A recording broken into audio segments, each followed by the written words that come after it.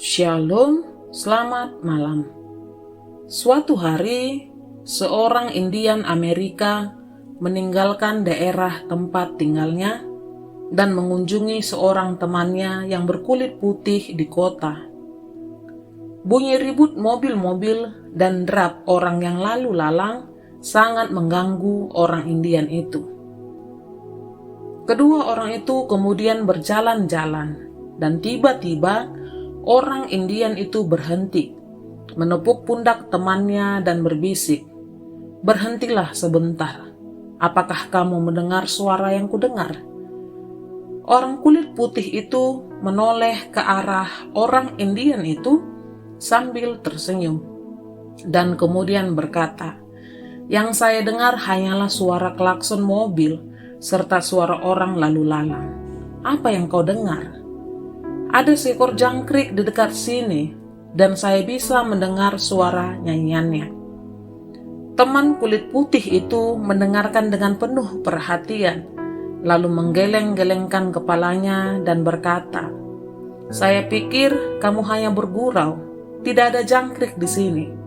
Dan seandainya ada, bagaimana orang bisa mendengar suaranya di tengah kebisingan jalan ini? Jadi, kamu pikir kamu bisa mendengar suara seekor jangkrik?"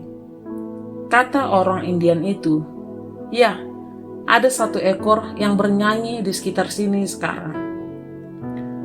Orang Indian itu berjalan ke depan beberapa langkah, lalu berdiri di samping tembok sebuah rumah.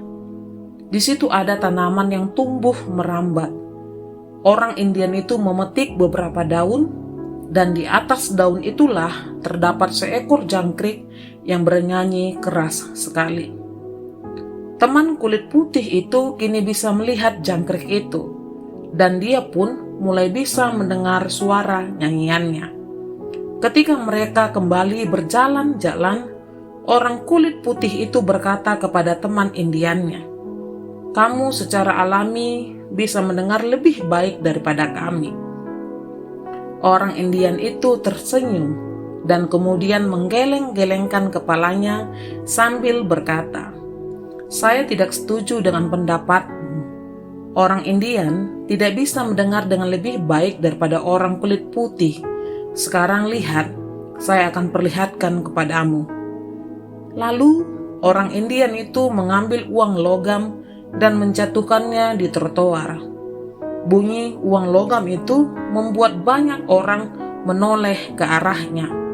Kemudian orang Indian itu memungut uang logam itu dan menyimpannya kembali di kantungnya, dan kedua orang itu kembali berjalan-jalan. Kata orang Indian itu, "Tahukah kamu sobat, suara uang logam itu tidak lebih keras daripada nyanyian jangkrik tadi. Meski demikian, banyak orang kulit putih mendengarnya dan menoleh ke arahnya. Di lain pihak, saya adalah satu-satunya orang yang mendengar suara jangkrik itu." Alasannya tentu bukan bahwa orang Indian bisa mendengar dengan lebih baik daripada orang kulit putih. Tidak. Alasannya adalah bahwa kita selalu mendengar dengan lebih baik hal-hal yang biasanya selalu kita perhatikan. Saya, Pendeta John Patar Situmeang, dalam Senandika Gembala GKO.